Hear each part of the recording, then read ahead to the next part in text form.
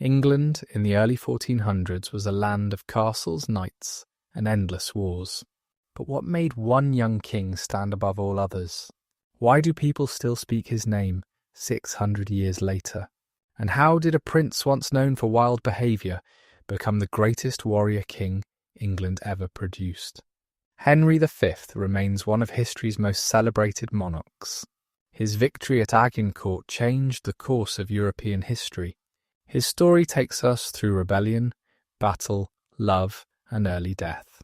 Today, we explore his complete journey from birth to legend.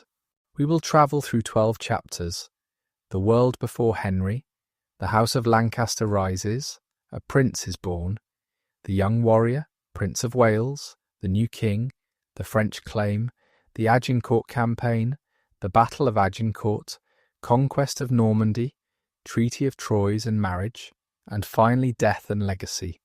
To understand Henry V, we must first understand the world that shaped him. Let us travel back to the late 1300s, to an England very different from our own. Picture a land recovering from terrible plague. Imagine a society where your birth decided your entire life. See a kingdom where kings ruled by what they believed was God's own will. This was the England that would produce one of history's greatest warrior kings. The 14th century had been hard on England. The Black Death had swept through the land several times. This terrible sickness killed perhaps half of all people living in England. Villages stood empty. Fields lay unploughed. The old ways of life were changing forever. Those who survived found themselves in a new world. Workers were suddenly valuable because so few remained. Peasants began to demand better treatment. The old order was cracking at its foundations. The Plantagenet family had ruled England for over 200 years by this time.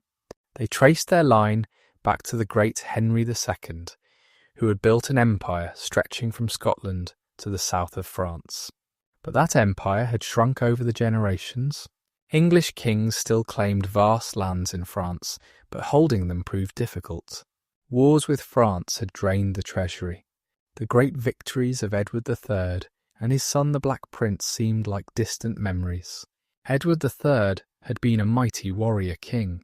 He had won stunning victories against the French at Crécy and Poitiers. He had captured the French king himself. For a time it seemed England might truly conquer France. But Edward grew old. His beloved son, the Black Prince, died before him. When Edward finally passed away in 1377, the crown went to his grandson, a boy of only 10 years. This child was Richard II. Richard II grew into a complicated man. He was intelligent and cultured. He loved art and fine things. He dressed in beautiful clothes and surrounded himself with favourites. But he was not the warrior his grandfather had been. He preferred peace to war. He sought to end the long conflict with France through marriage and diplomacy rather than battle. Many of his nobles thought him weak. The great lords of England expected their king to lead them in war. They expected glory and plunder from campaigns in France. Richard gave them neither. Instead, he made peace with France. He married a French princess. He tried to rule without constantly asking his nobles for money and soldiers. This made him unpopular with the powerful men who expected to profit from royal favour and foreign wars. Richard also faced challenges at home. In 1381, when he was still just a teenager, the peasants' revolt shook England to its core. Angry workers marched on London. They killed officials and burned buildings. They demanded an end to unfair taxes and unjust laws. Young Richard rode out to meet them. He showed great courage for a boy of 14. He promised them reforms. But once the danger passed, he broke his promises. The rebels were hunted down and killed. The revolt was crushed, but the anger remained. The church played a huge role in medieval English life. Every village had its church. Every town had its priests. Great cathedrals rose toward heaven in the cities. The Pope in Rome claimed authority over all Christian souls. But the church was not without its problems. Many priests were poorly educated. Some bishops lived like wealthy lords, far from the simple life Jesus had taught. New ideas were spreading that questioned church teachings. In England, a man named John Wycliffe had begun teaching dangerous ideas. He said the Bible should be translated into English so common people could read it. He questioned the wealth and power of bishops. He challenged the Pope's authority. His followers, called Lollards, spread these ideas throughout England. The church called them heretics. To be a Lollard was to risk death by burning. Yet the movement grew, especially among common people, who resented the church's wealth and power. Richard II had to navigate all these troubles. He had to balance the demands of his nobles against his own wishes. He had to deal with an angry peasantry and a church facing challenges to its authority. He had to manage relations with France and Scotland and the other powers of Europe. It was a difficult task for any king. For Richard, it proved impossible. As Richard grew older, he became more tyrannical. He surrounded himself with favourites and ignored his great nobles. He punished those who opposed him harshly. He seized lands and titles from powerful families. He seemed to believe he could rule without any check on his power. This was a dangerous belief in medieval England, where kings ruled only with the support of their greatest subjects. Among the most powerful families in England were the sons of Edward III. These royal uncles and their children formed a network of wealth and influence that no king could ignore. The eldest surviving son was John of Gaunt, Duke of Lancaster. He was immensely wealthy, perhaps the richest man in England after the king himself. He had vast lands and thousands of followers. He had married well and produced sons who would change English history. John of Gaunt had supported young Richard through many troubles. He had helped put down the peasants' revolt. He had defended the king against his enemies. But John of Gaunt also had his own ambitions. He dreamed of winning a crown for himself in Spain through his second wife's claim to the throne of Castile. He spent years and fortunes chasing this dream, though it came to nothing in the end. The other royal uncles also played important roles. Edmund of Langley, Duke of York, was a quieter figure. Thomas of Woodstock, Duke of Gloucester, was more aggressive. He opposed Richard's peaceful policies toward France. He wanted war and glory. He gathered other discontented nobles around him. Together they challenged Richard's rule in what became known as the crisis of 1386 to 1388. During these years, a group of nobles called the Lords Appellant seized power from Richard. They executed or exiled many of his favourites. They forced the young king to accept their control. Richard had to watch helplessly as men he loved were killed. He never forgot this humiliation. He never forgave those who had treated him so roughly. He waited and planned his revenge. For nearly a decade after this crisis, Richard seemed to accept his reduced role. He worked with his nobles. He kept the peace. He married Anne of Bohemia, and by all accounts loved her deeply. When she died in 1394, Richard was heartbroken. He ordered the palace where she died to be destroyed. His grief seemed to unbalance him somehow. After Anne's death, Richard became increasingly unpredictable. In 1397, Richard struck back against those who had humiliated him years before. He arrested the Duke of Gloucester, who died mysteriously in prison, probably murdered on Richard's orders. He executed or exiled other former opponents. He seized their lands and titles. He rewarded his own supporters lavishly. He seemed determined to crush anyone who might challenge his power. Among those caught up in Richard's revenge was Henry Bolingbroke, the son of John of Gaunt.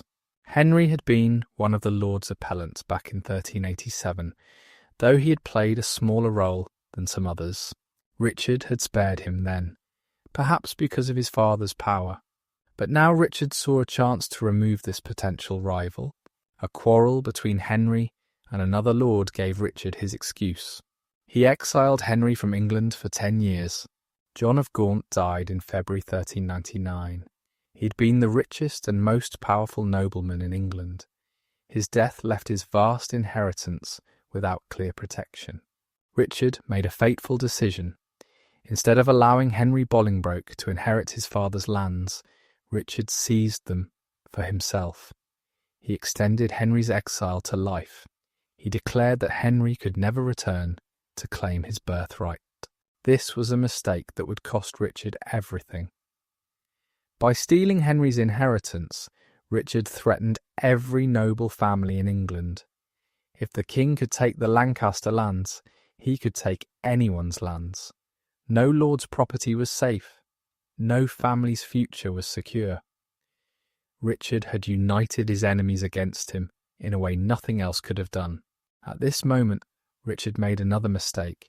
He left England to fight a war in Ireland. He took many of his best soldiers with him. He left his kingdom almost undefended. It was an opportunity that Henry Bolingbroke would not waste. The stage was set for revolution. The world that would shape young Henry V was about to be born in blood and betrayal. The society of late medieval England was divided into clear ranks. At the top sat the king, God's anointed ruler. Below him came the great nobles, the dukes and earls who held vast lands and commanded private armies. Then came the lesser nobility, the knights and esquires who served the great lords. Below them were the common people, the merchants and craftsmen of the towns, the peasants who worked the land. Each rank had its duties and its privileges. Nobles were expected to fight for the king and give him counsel. In return, they held their lands and enjoyed great power over those below them. Knights served their lords in war and peace. Peasants worked the soil and paid rents and taxes. The church blessed this order and taught that God had arranged society this way. But this neat picture hid many tensions. The Black Death had disrupted the old order. Workers were scarce and could demand better wages. Some peasants had become quite prosperous. Some merchants had grown richer than many knights. The boundaries between ranks were blurring. This made the nobility nervous. They passed laws trying to keep everyone in their proper place. These laws were hard to enforce. War was central to noble life. A lord proved his worth through military service. He gained honour and wealth through victory in battle. Young nobles trained from childhood in the arts of war. They learned to ride horses and wield weapons. They practiced fighting in tournaments. They dreamed of glory on the battlefield. Peace was almost seen as unnatural, a temporary pause between the wars that gave life meaning. The 100 Years' War with France had been going on since 1337. It was not one continuous conflict, but a series of wars with long truces between them. English kings claimed the French throne through Edward III's mother. French kings denied this claim. The real issues were land and power and money. English kings held territories in France and wanted more. French kings wanted to push the English out entirely. The early years of this long conflict had gone well for England. The great victories at Crécy and Poitiers had stunned Europe. English longbowmen had destroyed French knights by the thousands. The French king had been captured and held for enormous ransom. England had gained vast territories in France through the Treaty of Bretigny in 1360.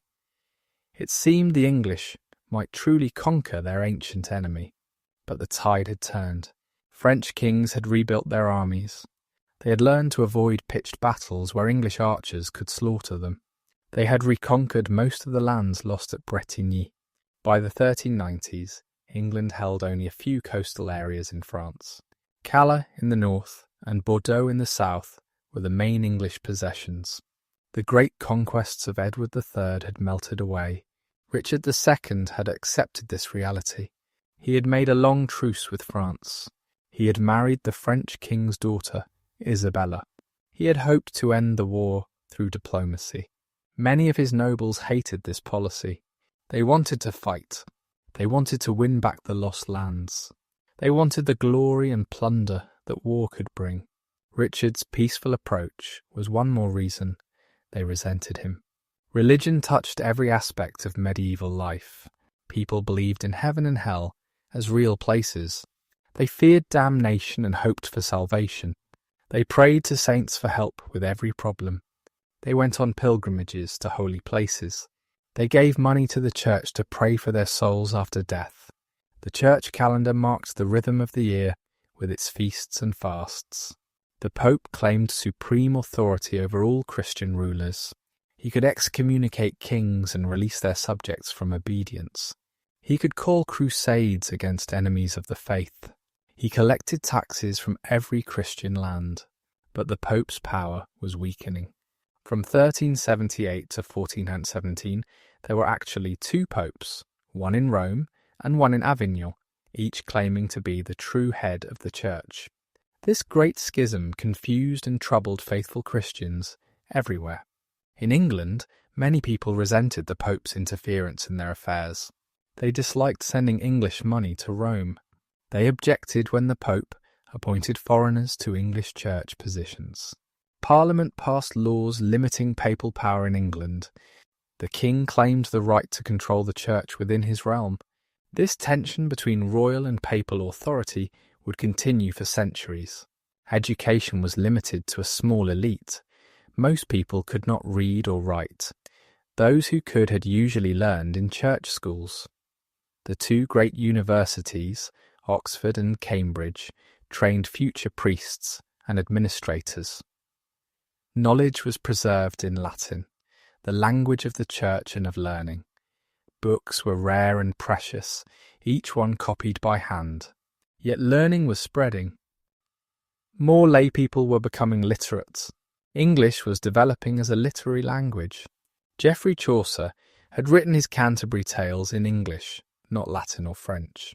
William Langland had composed Piers Plowman. English was becoming respectable, a language fit for poetry and serious writing. This cultural change would continue through the 15th century. The economy of England rested on wool. English sheep produced the finest wool in Europe. This wool was exported to Flanders and Italy, where skilled workers wove it into cloth. The wool trade made many English merchants rich. It provided much of the king's revenue through export taxes.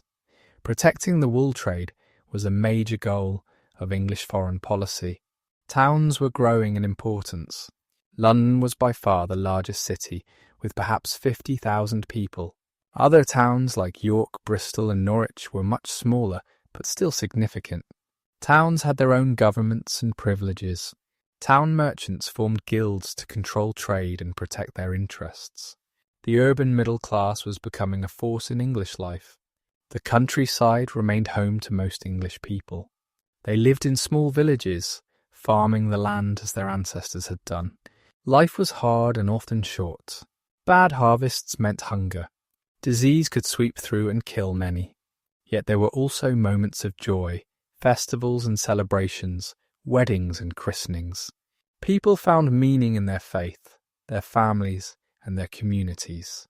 This was the world into which Henry V would be born, a world of rigid ranks and growing tensions, a world where kings claimed divine right but could be overthrown, a world where war was glory and peace was weakness, a world where the church shaped every aspect of life but faced growing challenges, a world about to be transformed by revolution and conquest.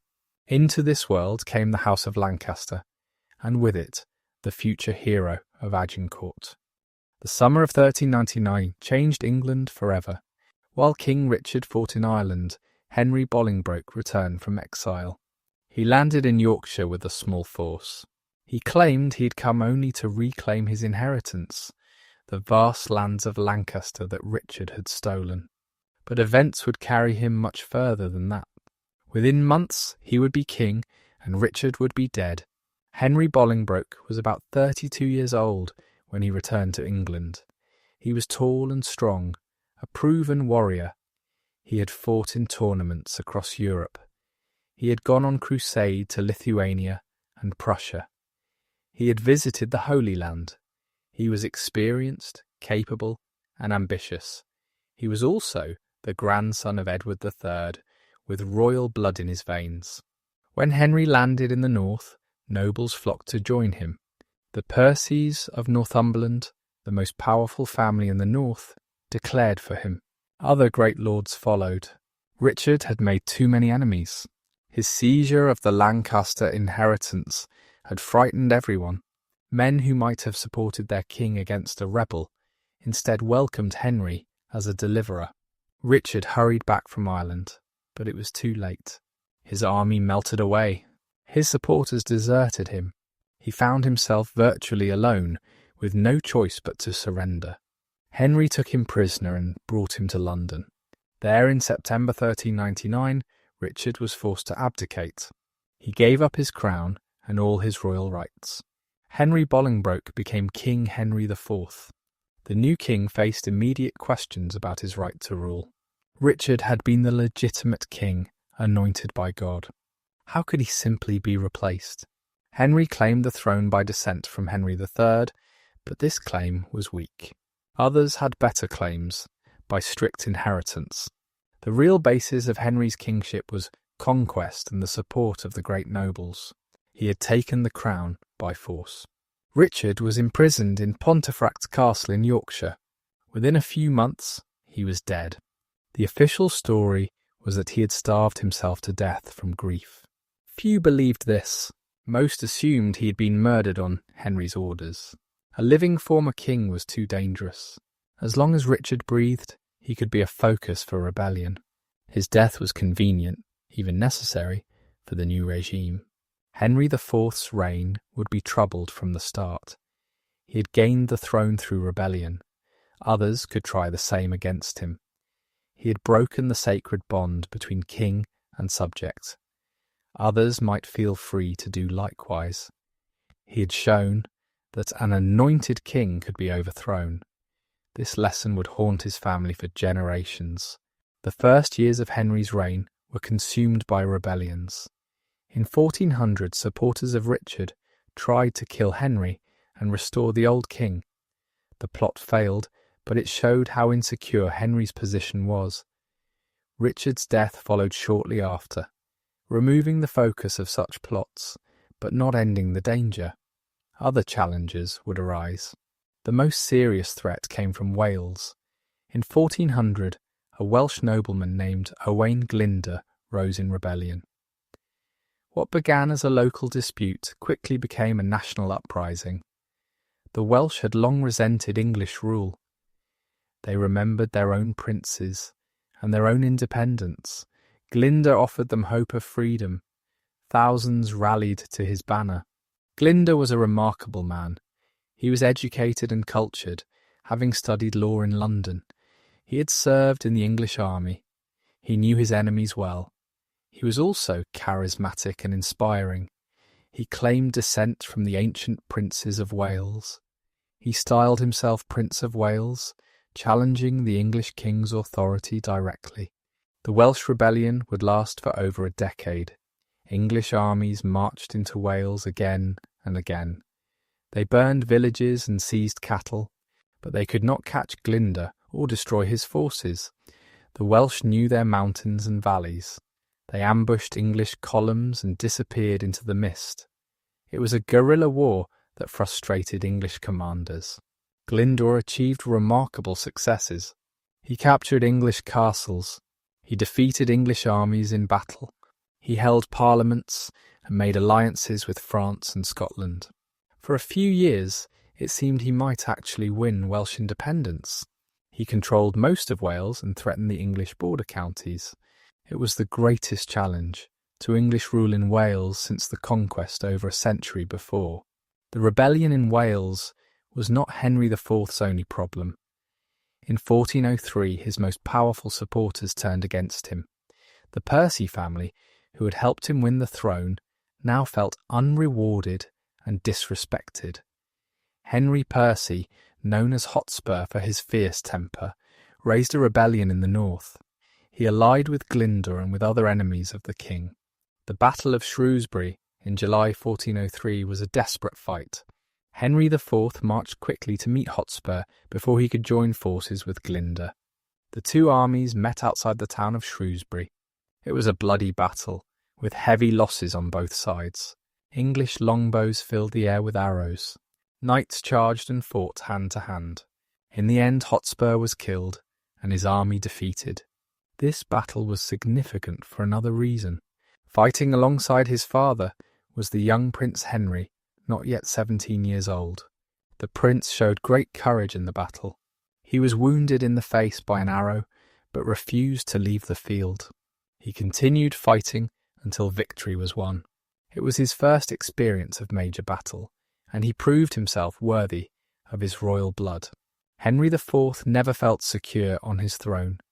He faced plots and rebellions throughout his reign. He had to deal with a hostile parliament that resented his demands for money. He quarrelled with the church over the treatment of heretics. His health began to fail. He suffered from a mysterious skin disease that some whispered was God's punishment for his sins. The king's relationship with his eldest son was complicated. Prince Henry was capable and ambitious. He wanted to play a larger role in government. As his father's health declined, the prince took on more responsibilities. He led armies in Wales. He sat on the royal council. He began to act almost as a co-ruler. This led to tensions between father and son. There were rumours that the prince wanted his father to abdicate. Henry IV refused. He clung to his crown despite his illness. The last years of his reign saw father and son increasingly at odds.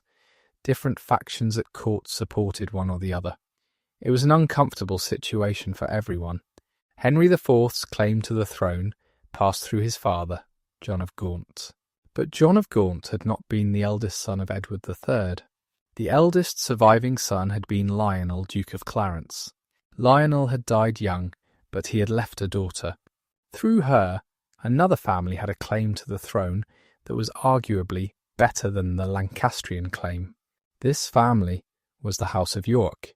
For now, the Yorkist claim lay dormant. The Earl of March, who held this claim, was a child when Henry IV took the throne. He was kept under close watch, almost a prisoner.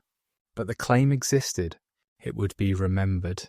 Decades later, it would tear England apart in the Wars of the Roses. The seeds of that future conflict were planted when Henry Bolingbroke took Richard's crown. Henry IV tried to strengthen his dynasty through marriages and alliances.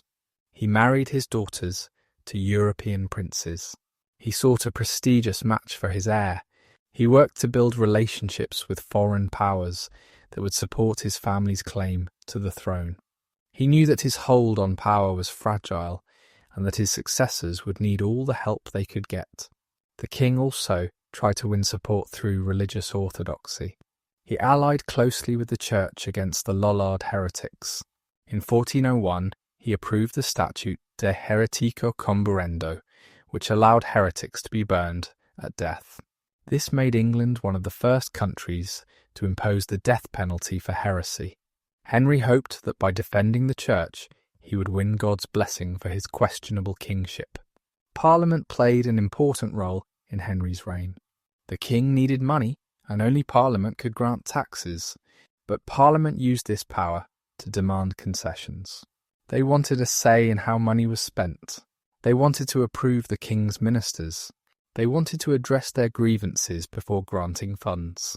Henry had to negotiate constantly with Parliament, giving ground to get the money he needed. The House of Lancaster had risen to power through rebellion. They would hold power through a combination of force, diplomacy, and luck. Henry IV survived all the challenges to his rule, but he never thrived. He was always looking over his shoulder, always worried about the next plot. When he finally died in 1413, he left his son a troubled inheritance. Yet he also left something valuable. He had shown that the crown could be taken and held. He had established the Lancastrian dynasty on the throne. He had survived rebellions that might have destroyed a weaker man. His son would inherit not just problems, but also opportunities. The young Henry V would have a chance to prove himself that his father never had. The House of Lancaster had risen from subjects to sovereigns in a single generation. John of Gaunt had been the most powerful nobleman in England. His son had become king. His grandson would become the greatest warrior king England had ever known. The family's rise was remarkable, but it came at a cost. They had broken the rules to gain power. Others might do the same to take it from them. For now, though, the Lancastrians held the throne. Henry IV had weathered the storms of his reign. His heir was ready to take over. The Welsh rebellion was fading. The great nobles had been subdued or won over. England was at peace, more or less. The stage was set for a new reign, a new king, and new glories. The story of Henry V was about to begin in earnest. On a September day in 1386, in the great castle of Monmouth in Wales, a child was born who would change the course of history. This child was Henry, named after his grandfather, the powerful John of Gaunt's father-in-law. The baby was the first son of Henry Bolingbroke and his wife Mary de Bohun. No one could have known then that this infant would become one of England's most celebrated kings. Monmouth Castle stood on the border between England and Wales. It was a strong fortress, built to defend against Welsh raids.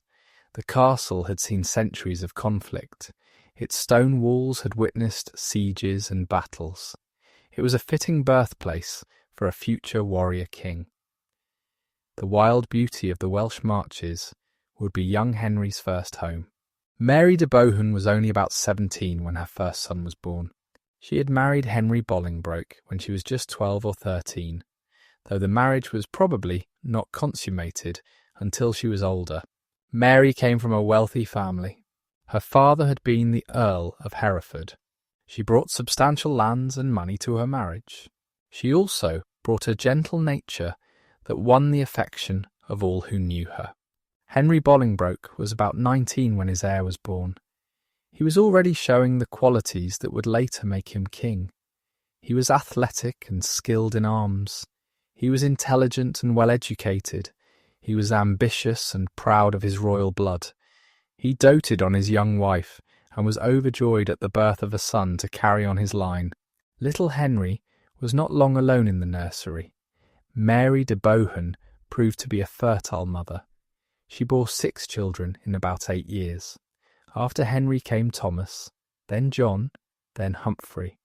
There were also 2 daughters, Blanche and Philippa. It was a large and loving family, though tragedy would strike before long. The early years of Henry's life were spent in the household of his parents. He would have been cared for by nurses and servants, as was customary for noble children.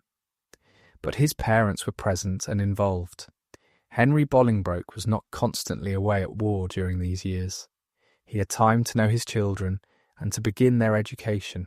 Mary de Bohun died in 1394, when young Henry was only 7 or 8 years old. She died giving birth to her last child, Philippa. It was a common fate for women in those days, when childbirth was dangerous and medical knowledge limited. Her death left Henry Bolingbroke a widower with 6 young children. We can only imagine the impact of this loss on young Henry. His mother had been a loving presence in his early years. Now she was gone. His father, though caring, was increasingly busy with political affairs. The children were raised by servants and tutors. They had each other, but they had lost the centre of their family. Henry Bolingbroke did not remarry for many years. He remained devoted to Mary's memory. He also became increasingly involved in the political conflicts of Richard II's reign. He was one of the Lords Appellant who challenged the king in 1387 and 1388. He went on crusade and pilgrimage in the early 1390s. He was often away from his children. Young Henry's education followed the pattern expected for a nobleman of his rank. He learned to read and write in Latin, the language of the church and of learning. He studied French, which was still the language of the English nobility. He learned English too, which was becoming more important. He read history and theology. He was trained in music and taught to appreciate the arts. But a nobleman's education was not only about books. Young Henry also learned the arts of war. He was taught to ride horses from an early age. He practiced with wooden swords and then with real weapons. He learned to wear armour and to fight on foot and on horseback. He was trained in the tactics and strategies of medieval warfare. These skills would serve him well in the years to come. The household where Henry grew up was cultured and sophisticated. His father was a patron of poets and musicians. Fine books and beautiful objects surrounded the children. They were exposed to the best that late medieval culture had to offer. Henry developed a love of learning that would stay with him throughout his life. Religion was central to Henry's upbringing. He was taught the doctrines of the Church from his earliest years. He learned to pray and to attend Mass regularly. He was raised to believe in heaven and hell, in saints and angels, in the power of God to shape human affairs. This religious faith would be a defining characteristic of his adult life. The young prince showed early signs of the qualities that would make him great. He was intelligent and quick to learn. He was physically strong and skilled in martial exercises.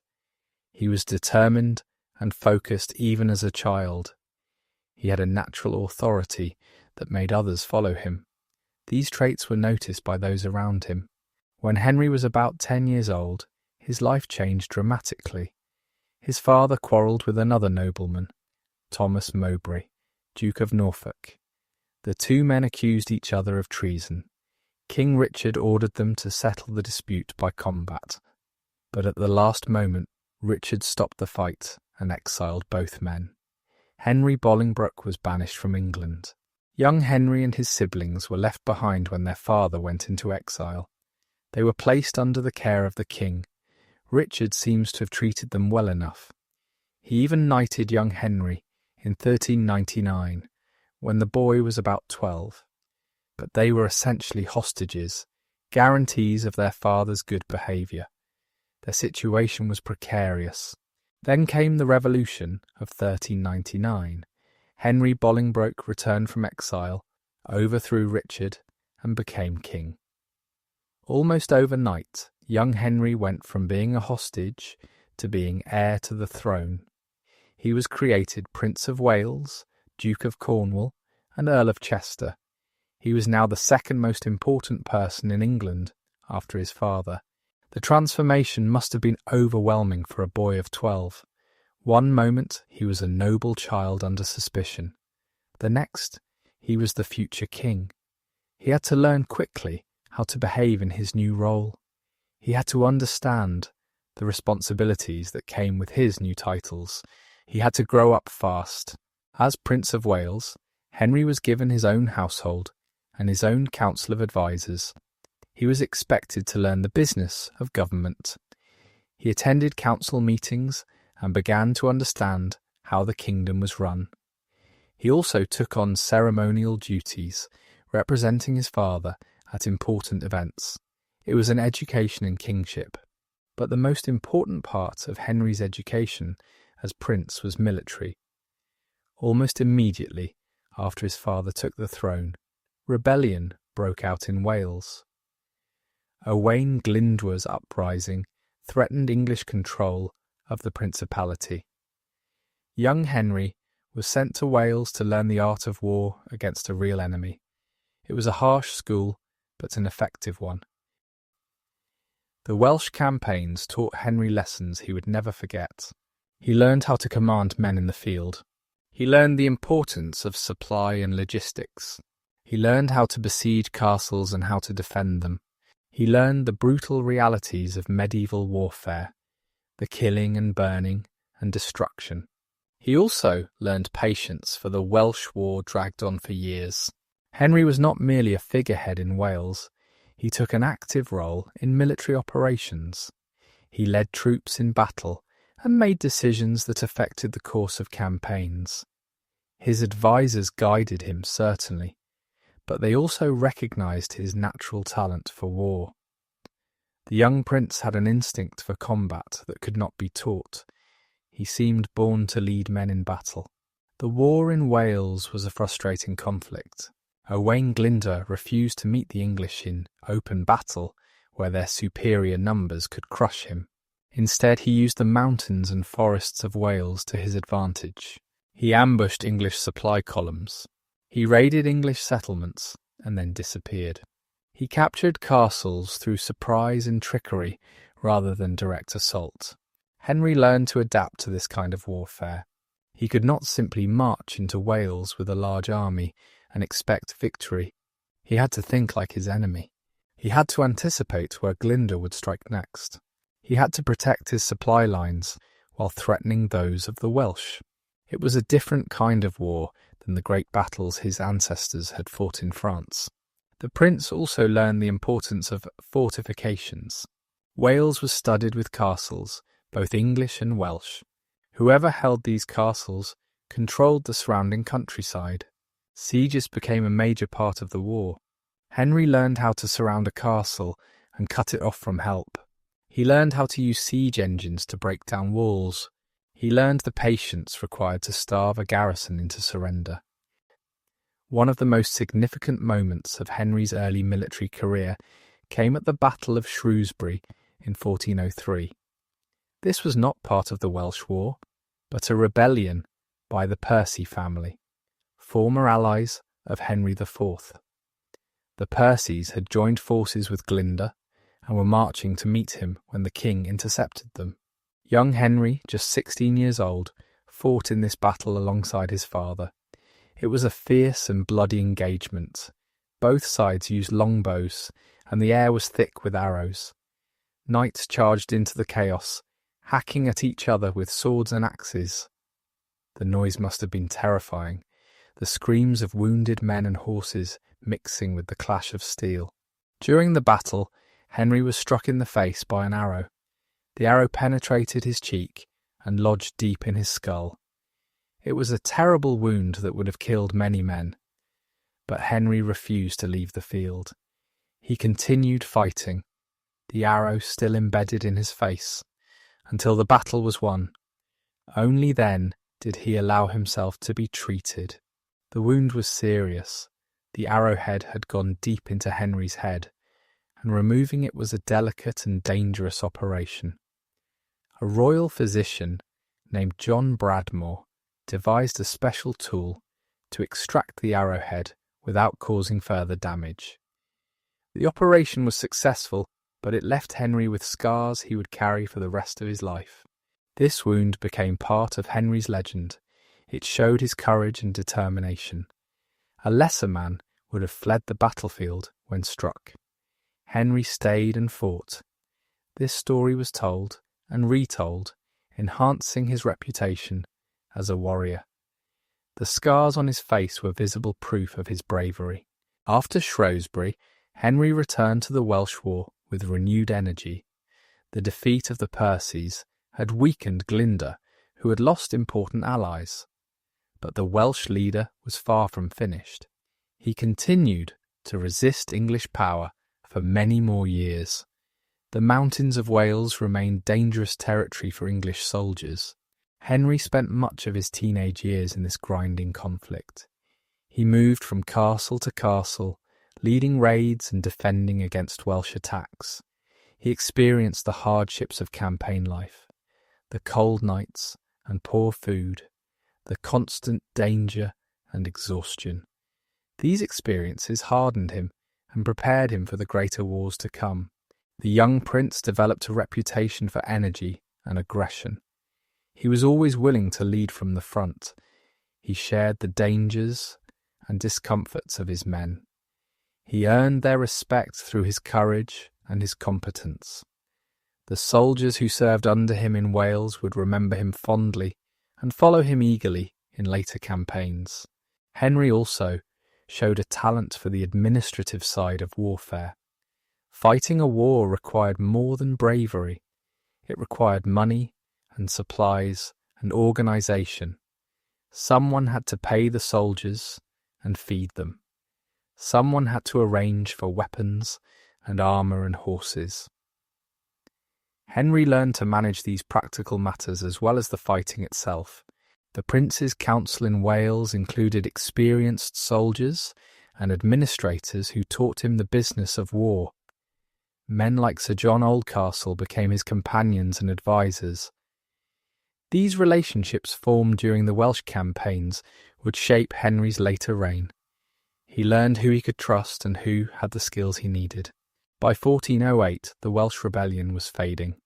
Glyndwr had lost most of his castles. His French allies had abandoned him. His followers were drifting away. The English were slowly regaining control of Wales. Henry could claim much of the credit for this success. He had proven himself as a military commander during these long years of conflict. Glyndwr himself was never captured. He disappeared into the Welsh mountains and was never seen again by English eyes. Some said he died around 1415. Others believed he lived on in hiding, waiting for another chance to strike. He became a legendary figure to the Welsh, a symbol of their lost independence. But his rebellion was over, and English rule was restored. The Welsh War had transformed Henry from a boy into a man. He had entered the conflict as a teenager learning his trade. He emerged as a seasoned commander with years of experience. He had faced death and overcome it. He had led men in battle and won their loyalty. He was ready for greater challenges. The scars from Shrewsbury marked Henry's face for the rest of his life. Some portraits show him in profile, perhaps to hide the damaged side of his face. But Henry never seemed ashamed of his wounds. They were proof of his service to his father and his country. They showed that he was willing to risk everything for victory. Henry's time in Wales also exposed him to different cultures and peoples. The Welsh were not simply enemies to be conquered. They had their own language and traditions, their own poetry and music. Henry learned something of Welsh culture during his years there. This exposure to different ways of life may have broadened his understanding of the world. The prince also witnessed the darker side of medieval warfare in Wales. Villages were burned and crops destroyed. Prisoners were sometimes executed. Civilians suffered alongside soldiers. This was the reality of war in the 15th century. Henry accepted this reality without apparent qualms. He was a man of his time, and his time was brutal. By the time the Welsh War wound down, Henry was in his early 20s. He had spent nearly a decade learning the art of war. He had commanded armies and won battles. He had survived wounds that would have killed most men. He was ready to take on greater responsibilities. The question was whether his father would let him. As Henry grew older and more experienced, he naturally wanted more influence over the government of England. He had proven himself in Wales. He had shown he could lead men and make difficult decisions. He believed he deserved a voice in how the kingdom was run. His father, however, was not always willing to share power. Henry IV's health had been declining for years. He suffered from a mysterious illness that caused painful skin eruptions. Some historians believe it may have been a form of eczema or psoriasis. Others have suggested more serious conditions. Whatever the cause, the king was often too sick to govern effectively. During these periods of illness, the prince stepped in to fill the gap. He attended council meetings and helped make decisions. He built relationships with important nobles and churchmen. He developed his own ideas about how England should be governed. He was, in many ways, already acting as king before his father died. The prince gathered around him a group of supporters who shared his views. His brothers Thomas, John, and Humphrey were loyal to him. Important nobles like the Earl of Arundel backed him. Together, they formed a faction at court that sometimes clashed with the king's own supporters. One of the main disagreements between father and son concerned foreign policy. Henry IV had generally avoided war with France. He had enough problems at home without seeking new conflicts abroad. But the prince favoured a more aggressive approach. He wanted to take advantage of France's internal troubles to press English claims. France in the early 1400s was torn apart by civil war. Two great factions, the Armagnacs and the Burgundians, were fighting for control of the mad King Charles VI. This division offered opportunities for England. Both French factions sought English support. The prince wanted to intervene and gain advantages for England. In 1411, the prince and his council supported a military expedition to France in alliance with the Burgundians. English troops crossed the Channel and helped the Burgundians win a victory at Saint-Cloud near Paris. It was a small campaign, but it showed what might be possible if England committed more resources. The king, however, changed course. He decided to support the Armagnacs instead of the Burgundians. He sent his second son, Thomas, to lead a different expedition to France. This reversal humiliated the prince and undermined his position. Father and son were now openly at odds over policy. There were even rumours that the prince wanted his father to abdicate. Some said he was impatient for power and tried to force the old king off the throne. Henry IV angrily denied these rumours and affirmed that he would remain king until his death. The prince had to back down and accept his father's authority. These tensions should not be exaggerated. Despite their disagreements, father and son were not enemies. They shared the same goals for the Lancastrian dynasty. They both wanted to strengthen the family's hold on the throne.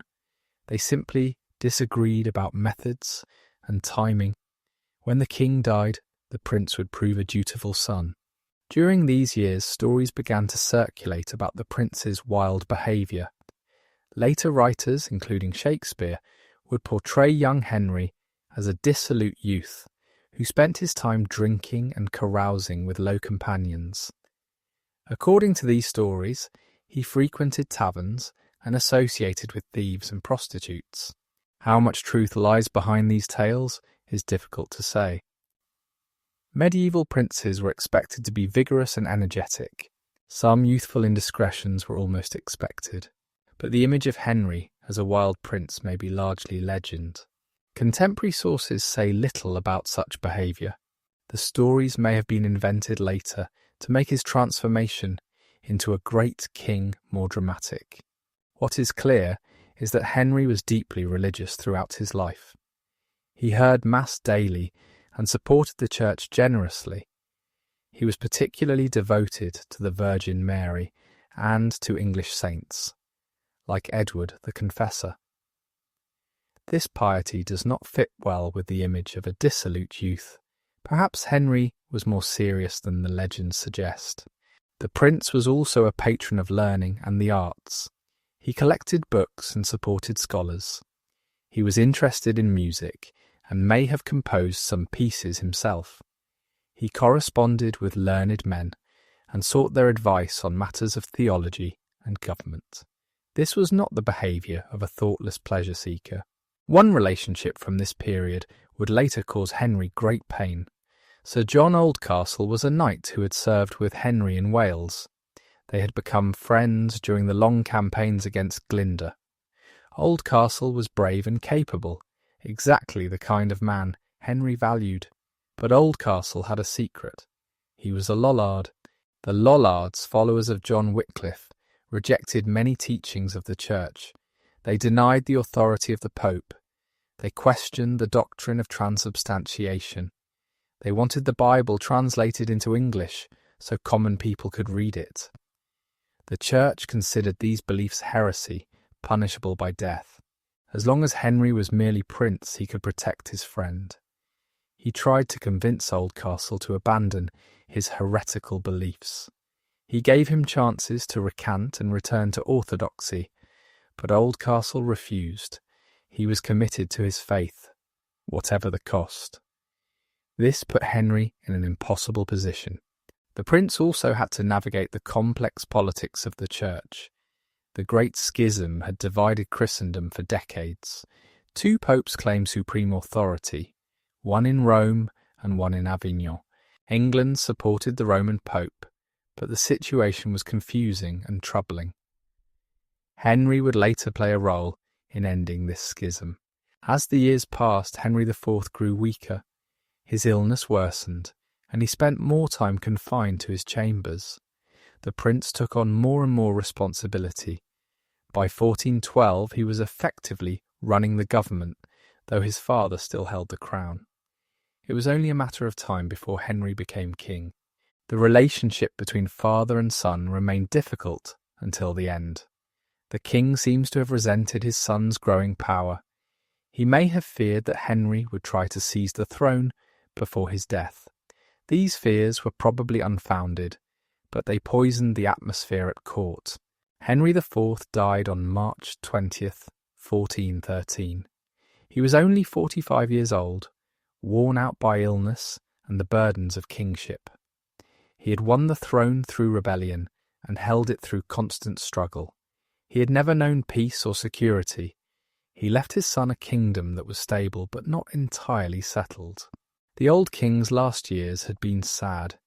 He had achieved his ambition of wearing the crown, but it had brought him little happiness. He was said to have expressed regrets for how he had gained power. He worried about the fate of his soul. He died a troubled man, uncertain whether God had forgiven his sins. For the prince, his father's death brought mixed emotions. He had loved his father despite their conflicts. He mourned his passing genuinely, but he was also relieved. Now he could rule in his own right. Now he could pursue his own vision for England. The waiting was over. The reign of Henry V had begun. Henry V became King of England on March 20th, 1413. He was 26 years old, in the prime of life. He was experienced in war and government. He was energetic and ambitious. He was determined to be a great king, perhaps the greatest England had ever seen. He set about transforming himself and his kingdom from the moment he took the crown. The coronation took place on April 9th, 1413, a day marked by a fierce snowstorm. Some saw this as an ill omen. Others interpreted it as a sign of the trials Henry would overcome. The new king processed through London to Westminster Abbey, where he was anointed with holy oil and crowned with the ancient crown of England. The coronation ceremony was rich with symbolism. Henry was presented as God's chosen ruler, set apart from ordinary men by sacred ritual. He swore oaths to protect the church and govern justly. He received the symbols of royal power: the crown, the orb, the sceptre, the sword. He was transformed from a man into a king. From the very beginning of his reign, Henry presented himself as a changed man. Whatever wildness he may have shown as a prince was put aside. He was now serious, devout, and focused on his duties. He attended to business with tireless energy. He showed himself to be exactly the kind of king England needed. One of Henry's first acts was to heal old wounds. He ordered the body of Richard II to be moved from its obscure grave to a place of honour in Westminster Abbey. This was a gesture of respect for the king his father had overthrown. It suggested that Henry wanted to move beyond the conflicts of the past. Henry also reached out to families that had suffered under his father. He restored lands and titles that had been confiscated. He pardoned men who had rebelled against the Lancastrian regime. He tried to build a broad coalition of support that included former enemies as well as old friends. He wanted a united kingdom behind him. The new king chose his advisers carefully. He kept some of his father's ministers who had proven their competence. He promoted men who had served him as prince. He looked for ability and loyalty rather than just noble birth. His council included experienced administrators and skilled diplomats, as well as great lords. Henry's uncle, Henry Beaufort, Bishop of Winchester, was one of his most important advisers. Beaufort was wealthy and politically shrewd. He would serve Henry faithfully throughout his reign, providing money and counsel when needed. The relationship between king and bishop was close and productive. The king's brothers also played important roles. Thomas, Duke of Clarence, was a capable soldier who would command armies for Henry. John, Duke of Bedford, was perhaps the most talented of the brothers. a skilled administrator and military leader. Humphrey, Duke of Gloucester, was more impetuous but still useful. Together the brothers formed a tight-knit team. Henry moved quickly to assert his authority over the Church in England. He was deeply pious, but he also believed that the king should control religious affairs within his realm. He appointed bishops and abbots who were loyal to him. He expected the Church to support his policies and contribute to his wars. The problem of the Lollards demanded immediate attention. These heretics had grown bolder during the troubled reign of Henry IV. They challenged church teachings and threatened social order. Henry was determined to crush them. His personal faith and his political interests both demanded action against heresy. In January 1414, a Lollard uprising shocked the kingdom. Sir John Oldcastle, Henry's former friend, led a plot to capture the king and overthrow the government. The rebels planned to seize Henry during Twelfth Night celebrations and establish a new order based on Lollard principles. It was a desperate gamble that failed completely. Henry received warning of the plot and escaped the trap. He then moved swiftly to crush the rebellion. The Lollard forces that gathered outside London were easily scattered. Many rebels were captured and executed. Oldcastle himself escaped and remained a fugitive for several years before finally being caught and burned as a heretic. The Oldcastle rebellion taught Henry important lessons. It showed that religious dissent could become political rebellion. It demonstrated the need for vigilance against internal enemies. It also hardened Henry's heart against heresy. He would show no mercy to those who challenged the Church's teachings. The suppression of the Lollards strengthened Henry's alliance with the Church. Bishops and abbots saw him as a defender of the faith. They were willing to support him with money and prayers. This religious support would be valuable when Henry launched his great enterprise against France. Parliament met in May 1414 and proved cooperative. The members were impressed by the new king's energy and vision. They granted him taxes for his planned war with France. They passed laws that Henry requested. The harmony between king and parliament was a good sign for the reign ahead. Henry also had to deal with a more personal threat. The Earl of March, Edmund Mortimer, had a claim to the throne that some considered better than Henry's own. Through his grandmother, Mortimer was descended from an older son of Edward III than the Lancastrian line. If anyone wanted to challenge Henry, Mortimer was the obvious alternative, but Mortimer showed no desire to press his claim. He was loyal to Henry and served him faithfully.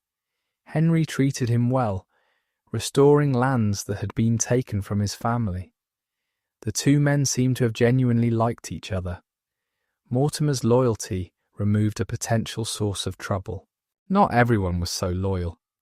In the summer of 1415, just as Henry was preparing to invade France, a conspiracy was discovered. Richard, Earl of Cambridge, along with Lord Scrope and Sir Thomas Grey, planned to kill Henry and put Mortimer on the throne.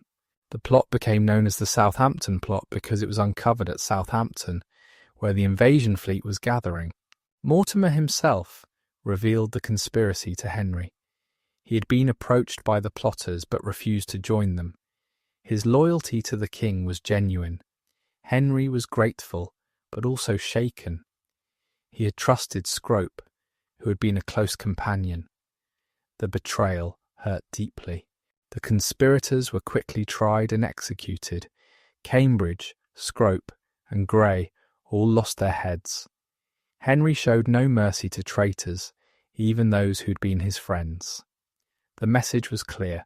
Loyalty to the king was absolute, and betrayal meant death. With the Southampton plot crushed, Henry could focus on his great ambition. He'd been planning the invasion of France for months.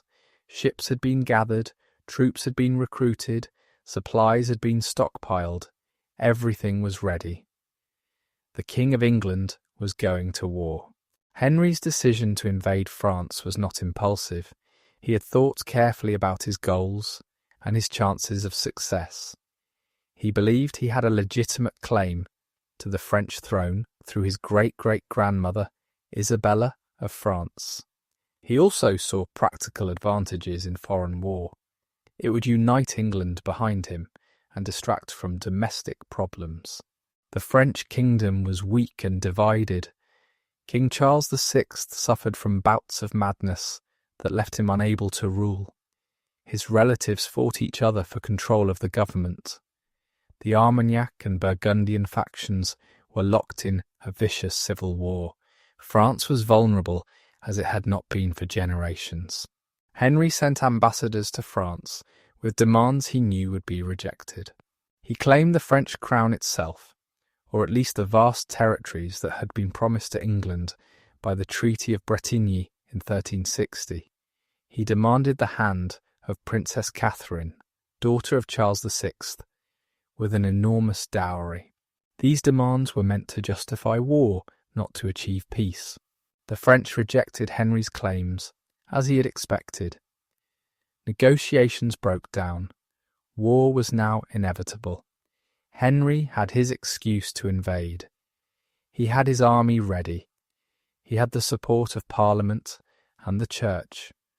All that remained was to cross the Channel and seek glory in France. To understand why Henry invaded France, we must understand the long and complicated history of English claims to French territory. This history stretched back centuries to a time when English kings ruled more of France than the French king himself. The 100 Years' War was the latest chapter in this ancient rivalry. The story begins with William the Conqueror, who invaded England in 1066. William was Duke of Normandy, a great lord in France who owed allegiance to the French king. When he conquered England, he became a king himself, but he remained a French duke as well. This created a strange situation where the King of England was also a vassal of the King of France. Over the following centuries, English kings acquired more French territories through marriage and inheritance. Henry II, who became king in 1154, ruled an empire that stretched from Scotland to the Pyrenees. He held Normandy, Anjou, Maine, Touraine and Aquitaine. The French king controlled only a small area around Paris. It seemed the English might swallow France entirely, but the tide turned. King John lost most of these territories to the French king Philip Augustus in the early 1200s. Normandy, Anjou, and the other northern lands were gone. Only Aquitaine in the southwest remained in English hands. English kings dreamed of recovering what they had lost, but for over a century they lacked the strength to try. Then came Edward III. When the French king Charles IV died without sons in 1328, Edward claimed the French throne through his mother, Isabella, who was Charles's sister. The French rejected this claim, choosing Philip of Valois as their king instead. Edward eventually pressed his claim by force, beginning the 100 Years' War in 1337. Edward won spectacular victories. At Crécy in 1346, English longbowmen destroyed the flower of French chivalry. At Poitiers in 1356, Edward's son the Black Prince captured the French king himself. France was forced to accept the Treaty of Bretigny in 1360, which gave England vast territories and an enormous ransom for the captured king. But Edward gave up his claim to the French throne in exchange for these gains. This would later be important. Henry V would argue that the French had not fulfilled their obligations under the treaty, so England's renunciation of the throne was void. The claim could be revived. The decades after Bretigny saw French recovery. A new French king, Charles V, rebuilt his kingdom's strength.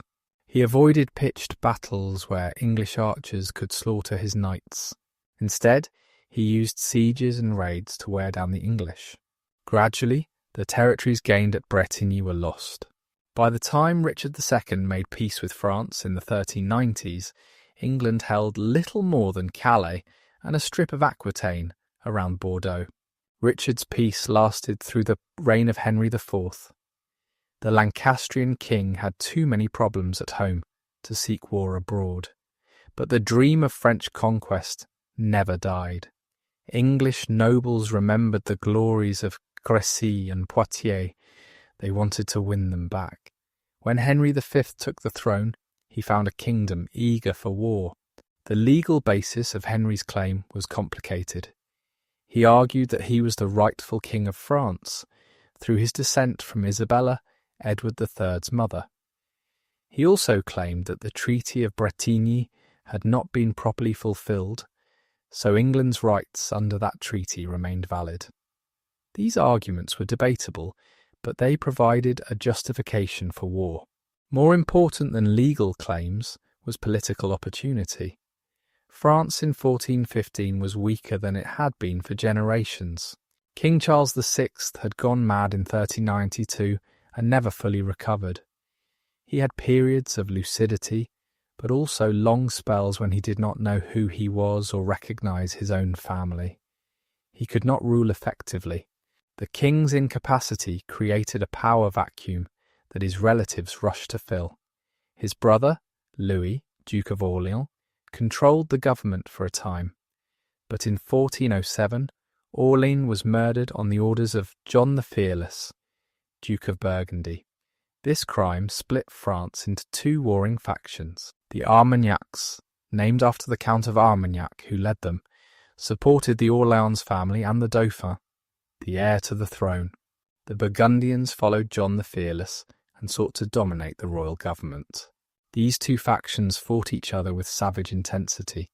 They hired foreign mercenaries, ravaged the countryside, and massacred each other's supporters.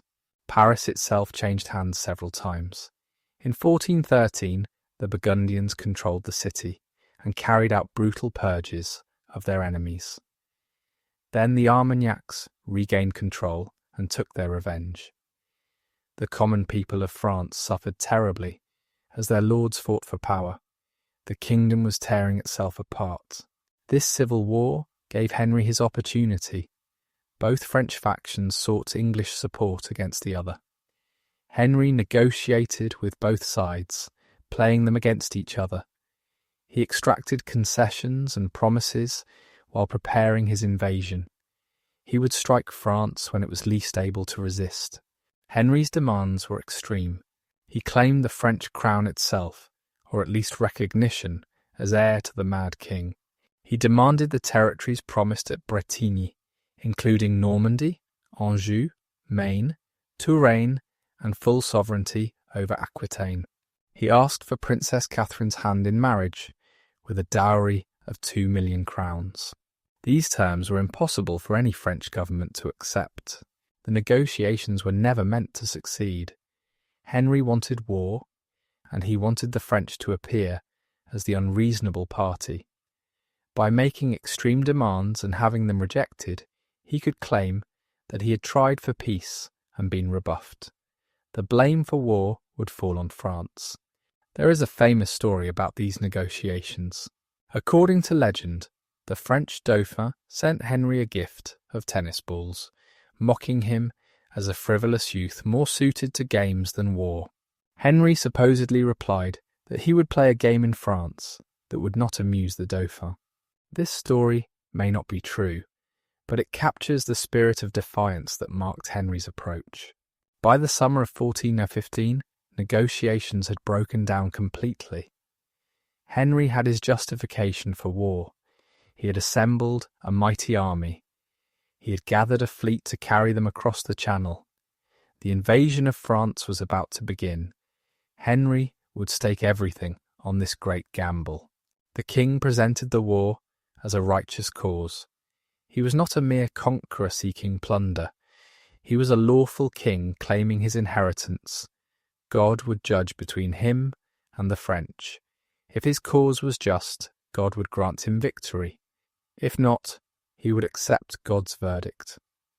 This religious framing was important for maintaining support at home and abroad. Henry also emphasised the practical benefits of war. Victory would bring wealth and glory to England. It would provide lands and ransoms for the nobles who fought. It would unite the kingdom behind a common purpose. It would prove the valour of English arms to all of Europe. War with France was presented as good for everyone. The Church supported Henry's enterprise enthusiastically. Bishops preached sermons calling for war against France. They promised spiritual rewards for those who fought in the king's cause. They organised prayers and processions for English victory. The war was blessed as a holy undertaking. Parliament had already granted taxes for the war. Now Henry squeezed every possible source of revenue. He borrowed money from wealthy merchants and nobles. He pawned the crown jewels. He demanded contributions from the church. He needed vast sums to pay for ships and soldiers, weapons and supplies. The army that gathered at Southampton in the summer of 1415 was impressive. Perhaps 12,000 men assembled for the invasion. About 2,000 were men-at-arms, the armoured knights and esquires who formed the elite of medieval armies. The rest were archers, the deadly longbowmen who had won so many English victories. Henry had also gathered a fleet of over 1,500 ships to carry his army across the Channel. Most were merchant vessels pressed into service, but there were also proper warships. The logistics of moving such a force were enormous. Food, water, horses, weapons, armour, tents, and countless other supplies had to be loaded and organised. The king personally supervised the preparations. He inspected troops and checked supplies. He settled disputes and made decisions. He was everywhere, tireless and focused. His energy impressed everyone who saw him. This was a king who would lead from the front, sharing the dangers and hardships of his men. On August 11th, 1415, the fleet set sail from Southampton. The ships spread across the Channel, carrying the hopes of England toward the shores of France. Henry stood on the deck of his flagship, watching the coast of England fade behind him. Ahead lay glory or disaster. There was no turning back. The English fleet landed near the mouth of the Seine River on August 14th, 1415. The army disembarked on the beaches of Normandy, not far from the town of Harfleur. This was enemy territory, and Henry moved quickly to secure his position. He had come to conquer, and Harfleur would be his first target. Harfleur was a prosperous port town, well fortified and stubbornly defended. It guarded the entrance to the Seine, the great river that led to Paris and the heart of France. Taking Harfleur would give Henry a base for future operations. It would also send a message that he was serious about his claims. The siege began on August 18th. Henry surrounded the town and cut it off from help. He positioned his artillery to bombard the walls. He sent miners to dig tunnels under the fortifications. He settled in for what he hoped would be a quick victory, but Harfleur refused to fall easily. The defenders of Harfleur were determined and resourceful. They repaired damage to their walls as fast as the English could inflict it. They launched sorties against the besiegers, disrupting their work. They sent messages to the French king begging for relief. They held on day after day, week after week. The siege dragged on through the hot summer weeks. Conditions in the English camp became miserable. The army was camped on marshy ground near the river. The water was bad and sanitation was poor. Disease began to spread through the ranks. Dysentery, the bloody flux, struck down hundreds of men. Henry himself remained healthy, but he watched his army sicken around him. Noble lords and common soldiers alike fell ill. Some died in the camp, others had to be sent home, too weak to fight. The army that had landed so confidently was melting away before it had fought a single battle. The king refused to give up. He pressed the siege with relentless determination. His guns pounded the walls day and night. His miners dug ever closer to the foundations. He demanded surrender and threatened terrible consequences if the town resisted further. Finally, after 5 weeks, Harfleur's resistance broke. On September 22, 1415, Harfleur surrendered. The garrison had received no help from the French king. Their walls were crumbling, their supplies exhausted. They had no choice but to yield. Henry accepted their surrender and took possession of the town. His first objective had been achieved. But victory at Harfleur came at a terrible cost. The siege had taken far longer than expected. Disease had ravaged the army. Perhaps a third of Henry's men were dead or too sick to continue. The campaign season was nearly over. Winter was approaching. What should Henry do now? The cautious choice would have been to garrison Harfleur and return to England. The army had won a victory, however costly. Henry could come back next year with fresh troops and continue the conquest. There was no shame in such a course. It was what his advisers recommended. But Henry was not a cautious man. He decided to march his army across Normandy to Calais, the English fortress on the northern coast. This march would demonstrate English power. It would show that Henry could go where he pleased in France. It would challenge the French to stop him if they dared. The decision was bold, even reckless. Henry would be marching a weakened army through enemy territory. The French were gathering their forces to oppose him. He would have to cross several rivers, any of which could become a death trap if the bridges were held against him. The risks were enormous. On October 8th, Henry led his army out of Harfleur. He had perhaps 6,000 men fit for duty, far fewer than he had landed with. They carried supplies for 8 days, expecting to reach Calais in about a week. The march began in good order, the men confident in their king. The first days went smoothly. The English moved northeast, covering good distances each day. The countryside was rich, and foraging parties gathered food to supplement their supplies. There was no sign of French forces. Perhaps the march would be easier than expected. Then came the first setback, the ford across the Somme River at Blanche-Tac, where Edward III had crossed before Crécy was blocked. The French had fortified the crossing and stationed troops to defend it. Henry could not force his way across. He would have to find another route. The army turned inland, marching up the Somme valley, looking for an undefended crossing. Day after day they marched, and day after day they found the crossings blocked. The French were shadowing them on the other side of the river, preventing any attempt to cross.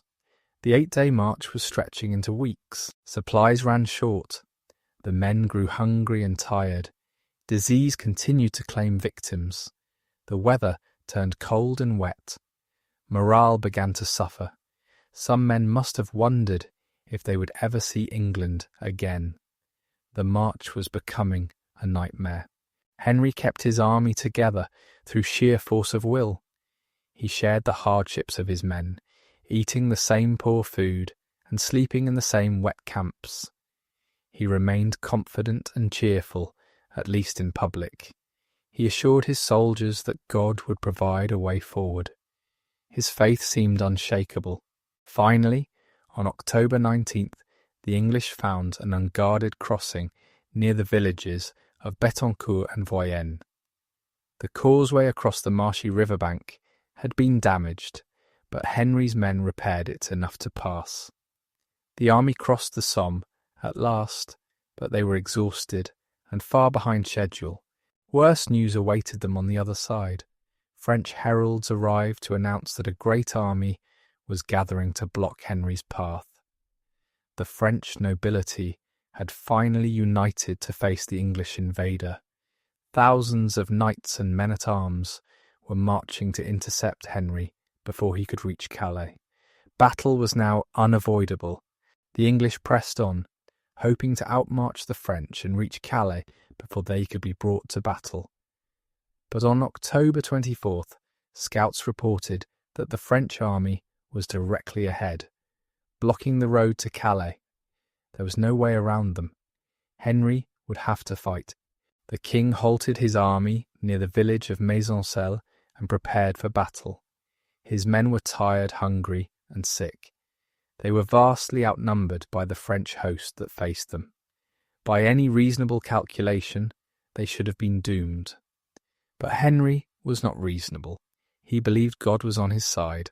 That night, the English camp was quiet. The men knew what they faced in the morning.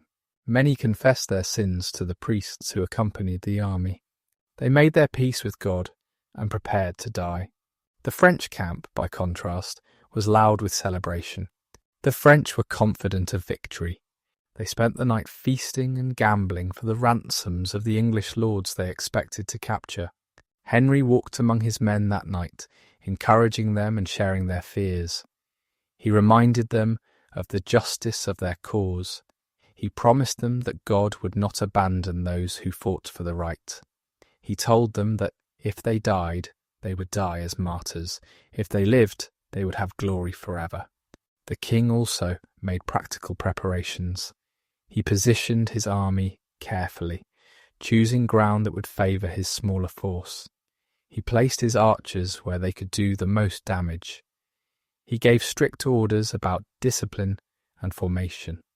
He did everything possible to give his men a chance against the overwhelming odds they faced. As dawn broke on October 25th, 1415, the feast of Saints Crispin and Crispinian, the English army formed for battle. Across the muddy field, the French host stretched as far as the eye could see. The greatest battle of the 100 Years' War was about to begin. The field of Agincourt lay between two woods that channeled any approach into a narrow front. Henry had chosen his position well. The French would not be able to use their superior numbers to outflank him. They would have to come straight at his line, through a funnel of death created by the terrain. The ground between the armies was freshly ploughed farmland, soaked by recent rains. The mud was deep and sticky, clinging to boots and hooves. This would prove crucial. The heavily armoured French knights would struggle through this mire while English arrows fell upon them. Henry arranged his army in a single line across the field. He placed his dismounted men-at-arms in the centre, forming a solid block of armoured warriors. On either side, and in wedge-shaped formations projecting forward, he positioned his archers. These longbowmen would be the key to victory. The English archers carried stakes that they had sharpened during the march. On Henry's orders, they drove these stakes into the ground in front of their positions, angled outward to impale any charging horses. This simple defence would protect them from cavalry attacks and allow them to shoot without fear. Henry himself took his place in the centre of the line, among his men-at-arms. He wore splendid armour and a crown upon his helmet, so that all could see him. He would fight on foot alongside his soldiers, sharing their danger. This was leadership by example, and his men loved him for it. Across the field, the French army was vast. Estimates of their numbers vary wildly, from perhaps 12,000 to as many as 36,000. Whatever the exact figure, they greatly outnumbered the English. The flower of French chivalry had gathered to crush the impudent invader. The French were arranged in 3 great divisions, one behind another. The first 2 divisions were composed of dismounted men-at-arms, following the same tactic the English used. The 3rd division remained mounted, ready to sweep around the English flanks or pursue the expected route. Crossbowmen and other infantry were positioned on the wings. The French commanders were confident of victory. They had overwhelming numbers. They had the finest knights in Europe. They had the English trapped far from home, exhausted and starving. Many French nobles had spent the night gambling for the prisoners they expected to take. Some even argued about who would have the honour of capturing King Henry himself. But the French suffered from divided command. There was no single leader with clear authority. The Constable of France, Charles d'Albret, held the highest military office, but many great nobles considered themselves his equals. They argued about tactics and positions. They jostled for places of honour in the front ranks.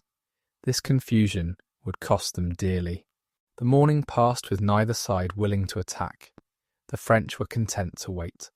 Time was on their side. The longer the English stood in the cold October air, the weaker they would become. Hunger and exhaustion would do the French work for them. Henry could not afford to wait. His men were starving. They had been marching for weeks on inadequate rations. Many were sick with dysentery. If he did not force a battle now, his army would collapse. He had to make the French attack, or attack them himself. Around mid-morning, Henry made his decision. He ordered his army to advance. The English line moved forward across the muddy field, maintaining their formation with the discipline born of long experience. They halted when they came within extreme bowshot of the French, perhaps 300 yards away. The archers quickly replanted their stakes in the new position. Then they began to shoot. Thousands of arrows arced into the sky and fell upon the French ranks. The sound was like a deadly hailstorm, the hiss of feathered shafts followed by the thud of impact on armour and flesh. The arrow storm provoked the French into action. They could not simply stand and be shot down. The mounted knights on the flanks charged forward, hoping to ride down the archers before they could do more damage. This was exactly what Henry had hoped for. The cavalry charge was a disaster. The horses struggled through the deep mud, slowing from a gallop to a walk. The archers poured arrows into them at close range. Horses screamed and fell, throwing their riders into the mire. Those who reached the English line crashed into the wall of sharpened stakes. The charge dissolved into chaos. Riderless horses fled back through the French lines, adding to the confusion. The surviving cavalry retreated in disorder. The archers had proven their worth. Now it was time for the French infantry to advance. The first French division moved forward on foot. These were the greatest nobles of France, encased in the finest armour money could buy. They came on steadily, despite the arrows that fell among them. Their armour protected them from most of the shafts, though some found gaps and brought men down. But the mud was their true enemy. Each step was a struggle. Their heavy armour, which might weigh 60 pounds or more, pressed them deep into the mire. Men stumbled and fell. Some could not rise again, drowning in the mud or suffocating under the weight of their own armour. The advance became a crawl. The archers shifted their aim, targeting the gaps in armour, the visors and joints where arrows could penetrate. Men fell with shafts through their eyes or throats. The French ranks grew disordered as men tried to avoid the fallen. Still they came on, driven by pride and desperation. When the French finally reached the English line, they were exhausted. They had struggled through hundreds of yards of clinging mud while arrows fell upon them. They had no momentum left for the shock of impact. They crashed into the English men-at-arms, and a brutal melee began. The fighting was savage and confused. Men hacked at each other with swords, axes and maces. The press was so tight that there was barely room to swing a weapon. Men grappled and wrestled, trying to find gaps in their opponent's armour. The noise was deafening, the clash of steel and the screams of wounded men. Henry fought in the thick of it, his crown making him a target for every French knight who could reach him. At one point, he was beaten to his knees by a blow to the head. His brother Humphrey fell wounded at his feet. Henry stood over his brother, defending him until help arrived. It was the kind of personal courage that inspired legends. The English line bent but did not break. The men-at-arms held their ground, supported by archers who had dropped their bows and joined the melee with swords and mallets. The French could not break through. Their superior numbers were useless in the narrow space between the woods. They could only feed more men into the killing ground. The 2nd French Division advanced to support the 1st, but this only made things worse. The field was already choked with men. The newcomers pushed into the backs of those already fighting, creating a crush that immobilized everyone. Men could not raise their arms to strike. They could barely breathe in the press of bodies. The English began to gain the upper hand. They were fresher, having stood their ground rather than struggling through the mud. They could move more freely on the edges of the press. The archers, lightly armoured and nimble, darted in to strike at helpless French knights and drag them away as prisoners. Prisoners were valuable. A captured knight could be ransomed for a fortune. The English soldiers began taking as many prisoners as they could, stripping them of weapons and sending them to the rear. Soon there were hundreds, perhaps thousands, of French captives behind the English lines. Then came a moment of crisis. A French force attacked the English baggage train in the rear. At the same time, the 3rd French Division, still mounted, seemed to be preparing for a charge. Henry faced the nightmare scenario of being attacked from front and rear, while burdened with thousands of prisoners. The king made a terrible decision. He ordered the prisoners to be killed. It was against the laws of war, which protected captives who had surrendered. It was against the financial interests of his own men, who stood to profit from ransoms. But Henry believed his army was in mortal danger. He could not risk the prisoners breaking free and attacking from behind. The order was controversial even at the time. Many English soldiers refused to kill unarmed men. Henry had to assign 200 archers specifically to the task. The prisoners were stabbed or had their throats cut. Hundreds died before the order was countermanded. It remains the darkest moment of Henry's career. The crisis passed. The attack on the baggage train was beaten off. The 3rd French Division did not charge after all. The killing of the prisoners had been unnecessary, though Henry could not have known that at the time. The battle was effectively over. The French army was destroyed. Thousands lay dead on the field, drowned in mud or cut down by English blades. Thousands more had been captured before the killing began. The survivors fled in disorder, their army shattered beyond recovery. It was the most complete English victory since Crécy. The casualties tell the story. The French lost perhaps 6,000 dead, including the Constable of France, 3 dukes, 90 counts, and over 1,500 knights. The English losses were astonishingly light, perhaps a few hundred at most. Some sources claim fewer than 30 English dead, though this seems too low to be credible. Among the English dead was Edward, Duke of York, Henry's cousin and one of his most important commanders. The Duke was found suffocated in his armour, probably crushed in the press of battle. His death was a personal loss for Henry, who had trusted him completely. The victory was so complete that it seemed miraculous. How could a starving, exhausted army defeat a force many times its size? The English had no doubt about the answer. God had granted them victory because their cause was just. Henry had been proven right. The crown of France was his by divine judgment. Henry gave thanks to God on the battlefield. He ordered his chaplains to sing hymns of praise. He forbade his men from boasting of their own prowess. All glory belonged to God, who had delivered the French into their hands. This piety was genuine. Henry truly believed he had witnessed a miracle. The army spent the night on the battlefield, too exhausted to move. In the morning they began the march to Calais, taking their prisoners and their wounded with them. The French made no attempt to stop them. There was no French army left to try. Henry reached Calais on October 29th, 4 days after the battle. He rested his army for 2 weeks before crossing the Channel to England. He brought with him the most valuable prisoners, including the Duke of Orleans, who would remain in English captivity for 25 years. The king landed at Dover on November 16, 1415. The news of Agincourt had preceded him, and all England was wild with joy. Henry had achieved what seemed impossible.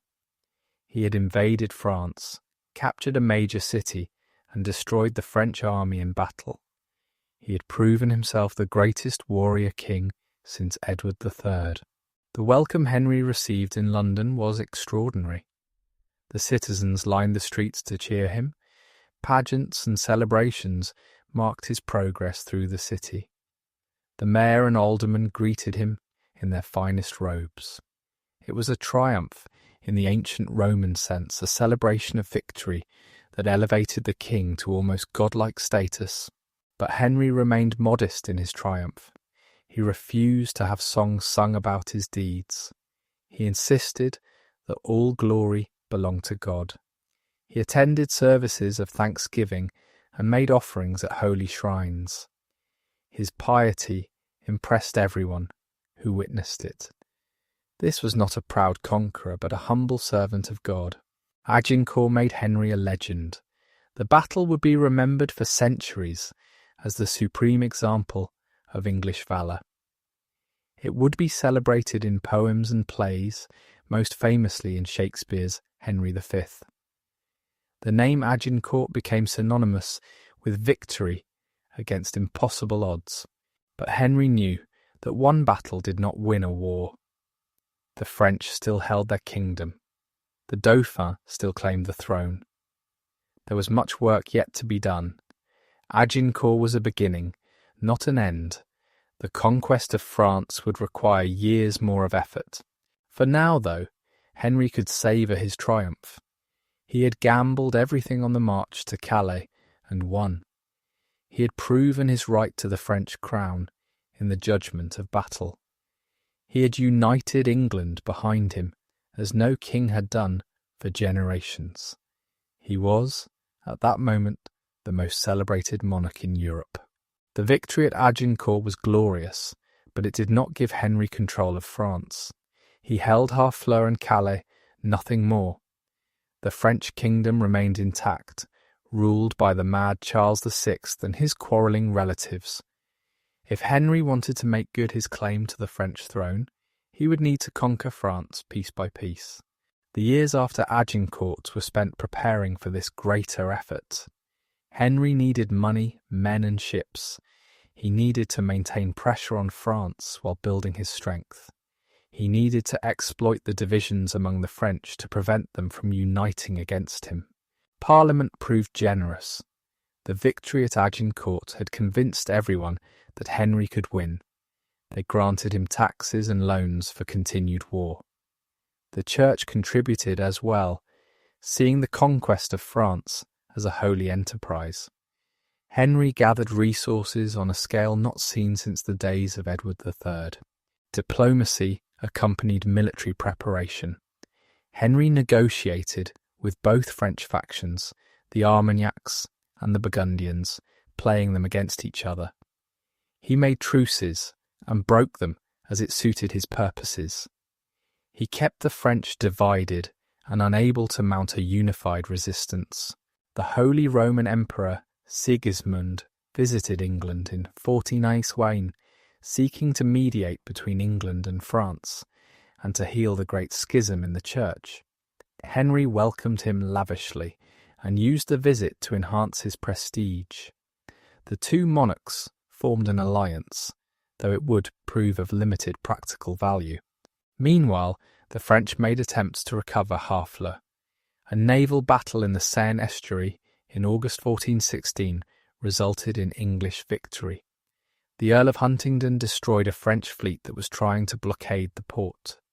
English control of the sea approaches to Harfleur was secured.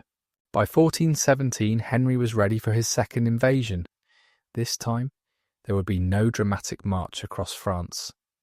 Instead, Henry planned a systematic conquest of Normandy, the ancestral homeland of his dynasty. He would take it castle by castle, town by town, until all of it was his.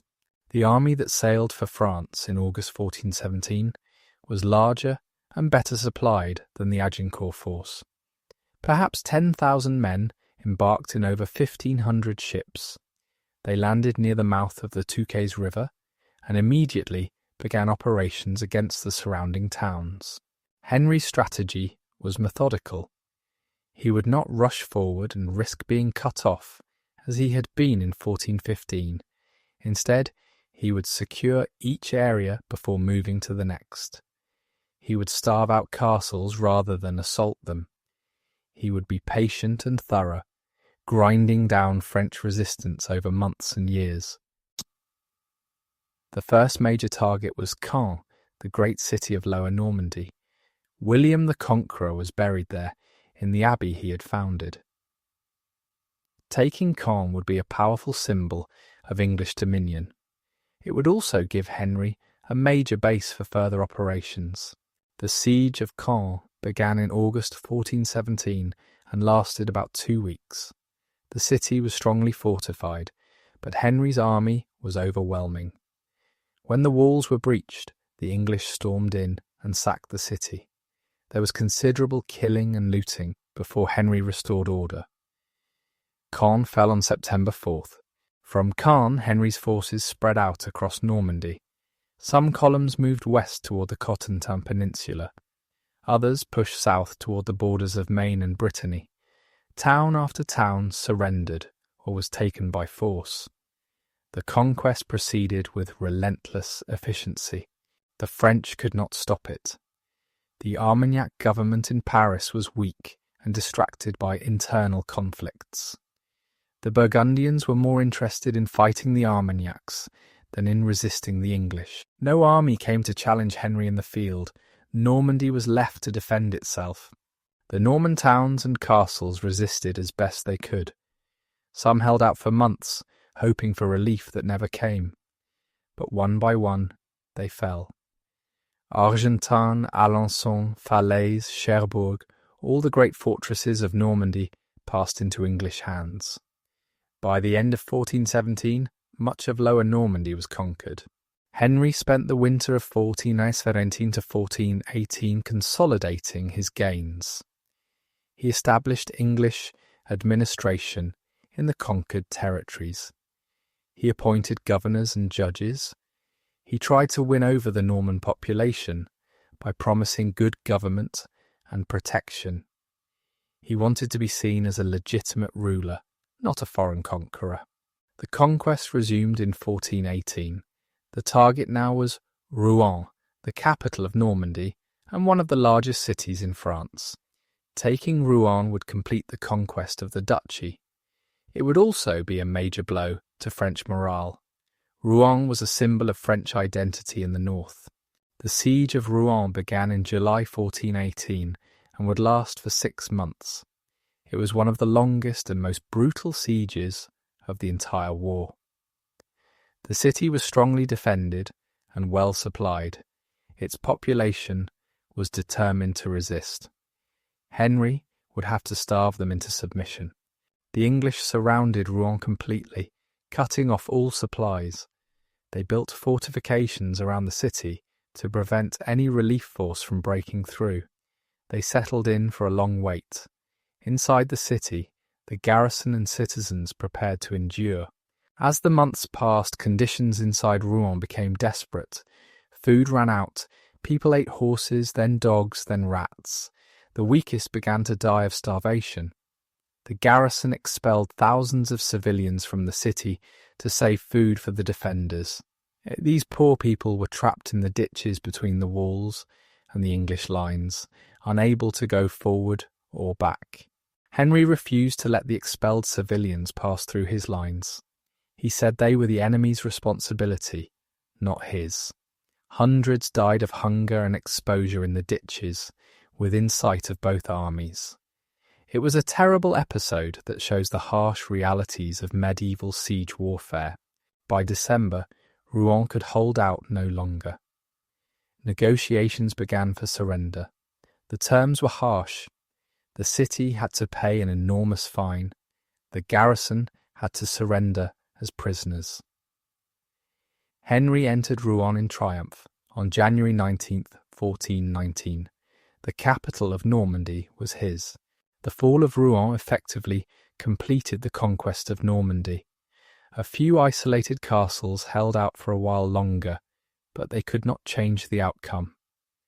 The duchy that William the Conqueror had ruled was now in the hands of his descendant, Henry V. It was a stunning achievement. Henry worked to integrate Normandy into his domains. He confirmed the rights and privileges of the Norman towns. He appointed Norman officials where possible. He encouraged English settlers to come and take up lands. He wanted Normandy to become permanently English, not just a conquered territory. The conquest of Normandy changed the strategic situation dramatically. Henry now controlled a large and wealthy territory in France. He had a secure base for further operations. He could threaten Paris itself. The French would have to come to terms or face the loss of their entire kingdom. The French factions were more divided than ever.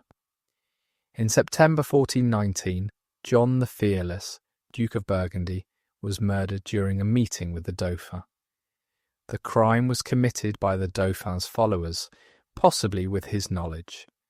This assassination drove the Burgundians into alliance with England. Philip the Good, the new Duke of Burgundy, blamed the Dauphin for his father's death. He swore revenge. He would support anyone who opposed the murderers of his father. Henry was ready to take advantage of this opportunity. An alliance with Burgundy could give him the French crown itself. Negotiations began between Henry and the Burgundians. Queen Isabeau of France, who hated her son the Dauphin, supported the talks. King Charles VI, in one of his lucid periods, agreed to consider Henry's demands. The possibility of a negotiated settlement emerged. Henry's demands remained extreme. He wanted to be recognised as heir to the French throne. He wanted to marry Princess Catherine, Charles's daughter.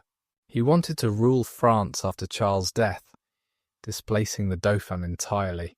These terms would have seemed impossible a few years earlier. Now, with Normandy conquered and Burgundy on his side, they became achievable. The negotiations culminated in the Treaty of Troyes, signed in May 1420. This remarkable agreement gave Henry almost everything he wanted. It was the crowning achievement of his reign, the fulfilment of all his ambitions.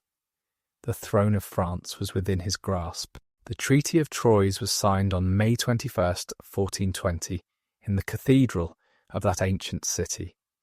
It was one of the most important diplomatic agreements of the medieval period. It promised to unite the crowns of England and France under a single ruler. It seemed to end the 100 Years' War with complete English victory. The terms of the treaty were remarkable. King Charles VI of France acknowledged Henry as his heir. Upon Charles's death, Henry would become King of France as well as England. The two kingdoms would remain separate, each governed by its own laws, but they would share the same monarch. It was a personal union, like that which would later join England and Scotland. The Dauphin, Charles's son, was disinherited. The treaty declared him unworthy to succeed because of his involvement in the murder of John the Fearless. He was stripped of all rights to the French throne. His supporters, the Armagnacs, were declared rebels and traitors. They would be hunted down and destroyed. Henry would marry Princess Catherine, daughter of Charles VI. This marriage would seal the alliance and provide heirs who would inherit both kingdoms. Catherine was about 18 years old, beautiful and well educated. Henry had demanded her hand for years. Now she would be his. Until Charles's death, Henry would rule France as regent. He would govern in the Mad King's name, making all important decisions. Charles would retain his title and his dignity, but real power would belong to Henry. The English king would control France even before he officially inherited it. The treaty also provided for the conquest of those parts of France that remained loyal to the Dauphin.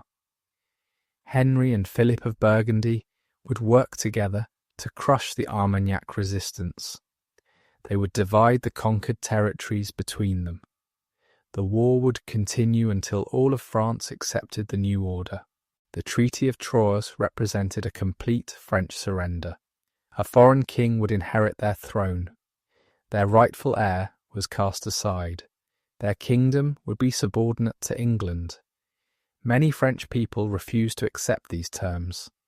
The Dauphin and his supporters continued to fight, but for now, Henry had won. The wedding of Henry and Catherine took place on June 20 in the Church of St. John in Troyes. It was a splendid ceremony, attended by the kings of England and France and the Duke of Burgundy. The bride was given away by her parents. Henry placed a ring on her finger and made her his queen. Catherine was a prize worth winning. She was young, beautiful, and royal. She brought legitimacy to Henry's claims in France. She would bear him children who would inherit both kingdoms. The marriage was political, but there are signs that genuine affection developed between husband and wife. After the wedding, Henry and Catherine travelled to Paris. They entered the capital in triumph on December 1st, 1420. The Parisians, who had suffered terribly from the Civil War, welcomed them with relief, if not enthusiasm. Henry attended to business in the city, meeting with officials and making arrangements for government. But Henry could not stay long in Paris. The war was not over. The Dauphin still controlled much of southern France. His supporters still held important fortresses north of the Loire. Henry had to continue fighting to make good the promises of the Treaty of Troyes. The king left Catherine in France and returned to the field. The winter and spring of 1420 to 1421 were spent besieging Armagnac strongholds. One by one, they fell. Sens, Montereau, Melun, all were taken after long sieges. The conquest was slow but steady. Henry's brother Thomas, Duke of Clarence, commanded English forces in another sector. Thomas was eager for glory and jealous of his brother's fame. In March 1421, he attacked a French and Scottish force at Beaujais without waiting for his archers to arrive. It was a reckless decision that cost him his life. The Battle of Beaujais was a rare English defeat. The French and Scots overwhelmed Clarence's outnumbered men-at-arms. The Duke was killed along with many other English nobles. It was a sharp reminder that the war was not yet won. The Dauphin's cause was not hopeless. Henry received the news of his brother's death with grief and anger. Thomas had been foolish, but he was still family. Henry vowed to avenge him. He intensified his efforts to crush the remaining resistance. He would not rest until all of France acknowledged his rule. In early 1421, Henry brought Catherine to England for her coronation. She was crowned Queen of England at Westminster Abbey on February 23rd, 1421. The ceremony was magnificent, designed to impress upon everyone the glory of Henry's achievements. Catherine was now Queen of England, and soon she would be Queen of France as well. The royal couple spent several months in England. Henry attended to domestic business, met with Parliament, and gathered resources for continued war. Catherine accompanied him on a tour of the kingdom, showing herself to her new subjects. She was gracious and charming, winning hearts wherever she went. During this time, Catherine became pregnant. The news delighted Henry. An heir would secure the dynasty and ensure that his conquests would not die with him. The child would inherit England and France, uniting the two kingdoms forever. Everything Henry had worked for depended on this unborn baby. Henry returned to France in June 1421, leaving Catherine behind to await the birth of their child. He would never see her again. The campaigns that summer and fall were hard and grinding. Siege followed siege, as Henry methodically reduced the remaining Armagnac fortresses. The king pushed himself relentlessly. He was everywhere, supervising operations, encouraging his men, making decisions. He seemed tireless, driven by his vision of a united Anglo-French kingdom. But the strain was beginning to tell. Even Henry's iron constitution had limits. On December 6, 1421, Catherine gave birth to a son at Windsor Castle. The baby was named Henry, after his father and grandfather. He was now heir to both England and France, the future Henry VI. Messengers rushed to France to bring the king the happy news. Henry received the news with joy, but he could not leave his campaigns to see his son. The siege of Meaux, a strongly fortified town east of Paris, demanded his attention. Meaux was a key Armagnac stronghold, and taking it would open the road to the Dauphin's territories south of the Loire. The siege of Meaux proved to be Henry's last campaign. It began in October 1421 and dragged on through the winter. The garrison resisted fiercely, and the town's fortifications were formidable. Henry drove his men hard, determined to take the place whatever the cost. The conditions during the siege were terrible. The winter was harsh and disease spread through the English camp. Henry himself fell ill, probably with dysentery, the same sickness that had ravaged his army at Harfleur years before. He tried to continue directing operations, but his strength was failing.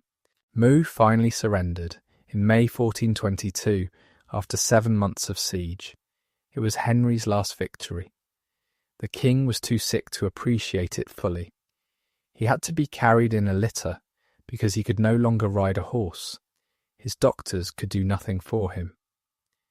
The greatest warrior king of his age was dying at 35. Henry knew he was dying. He faced death with the same courage and faith he had shown throughout his life. He made careful arrangements for the future, trying to ensure that his infant son would inherit the kingdoms he had won. He put his trust in God and prepared to meet his Maker. The king was carried from Meaux to the castle of Vincennes, near Paris. He was too weak to travel far. His wife Catherine hurried from England to be with him, but she arrived too late.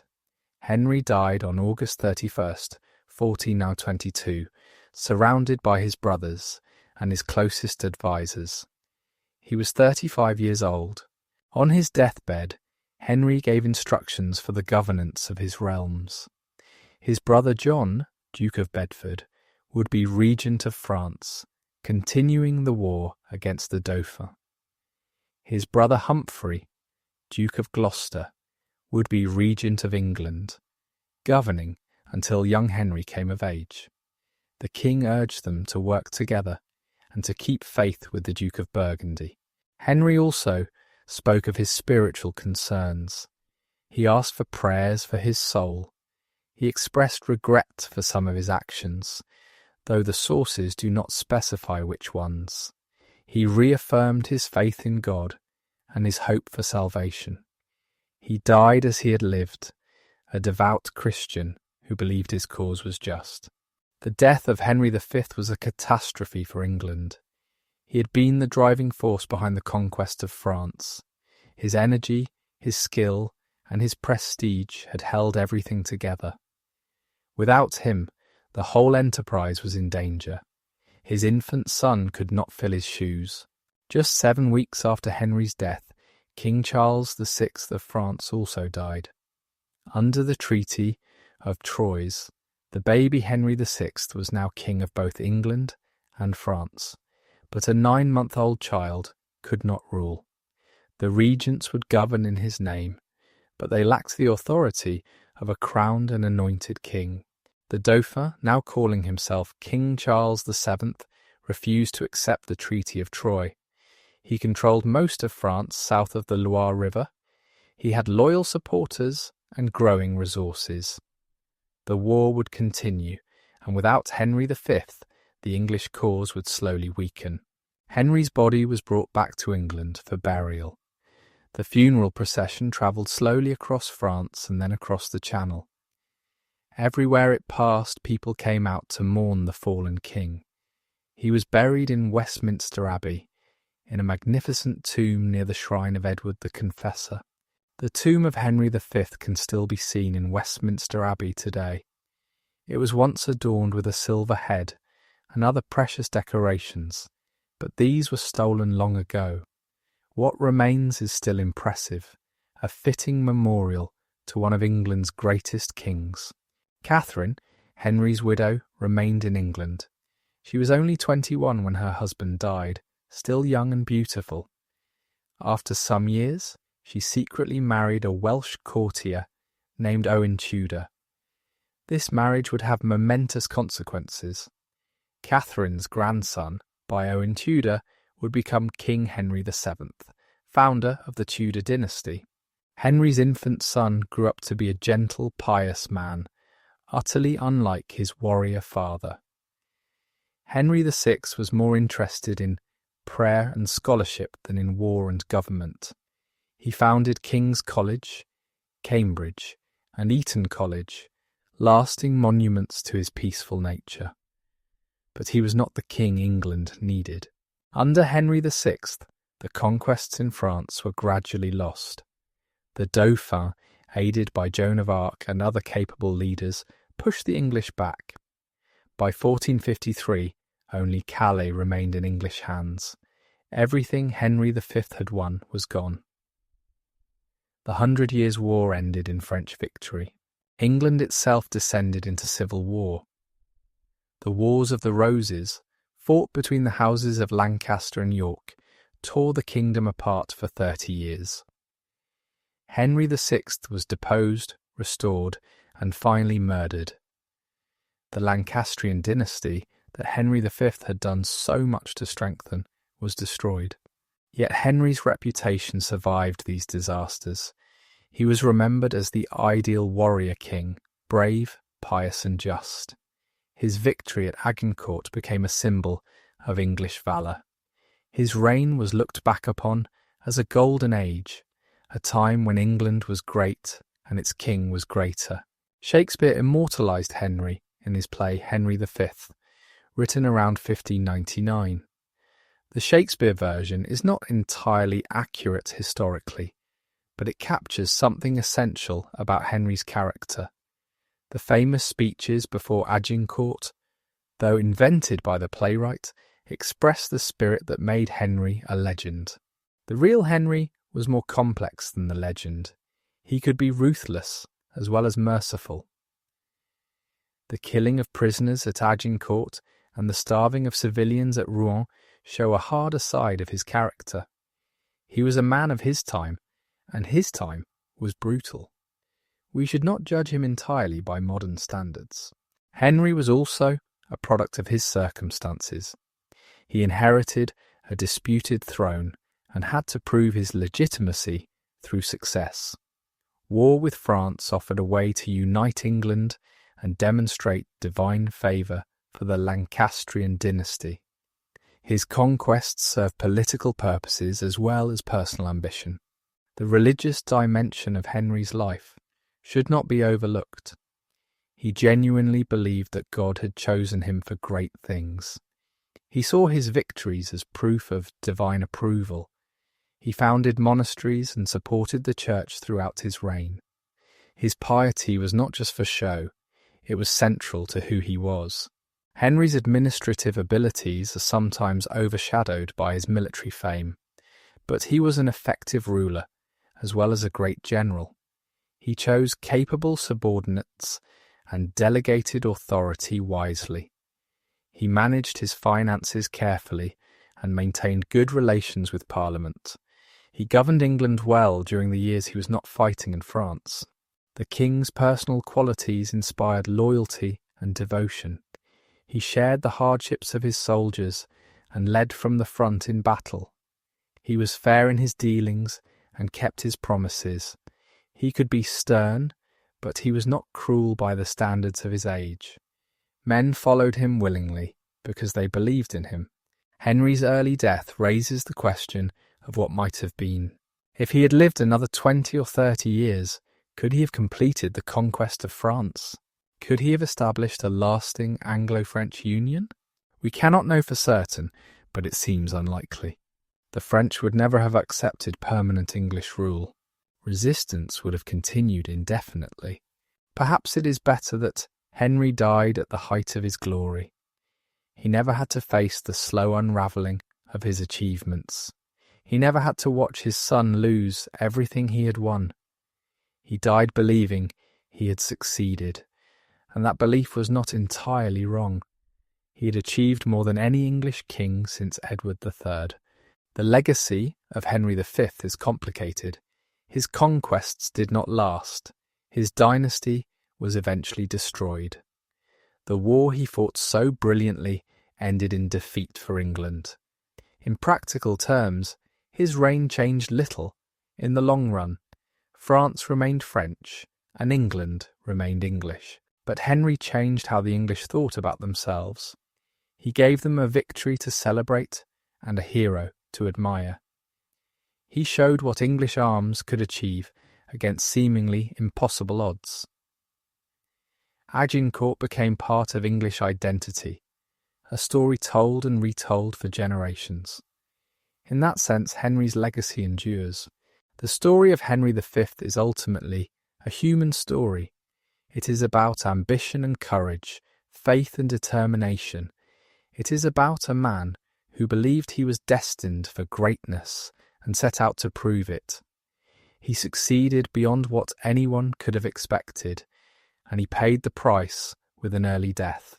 Henry lived only 35 years, but he packed several lifetimes of achievement into those years.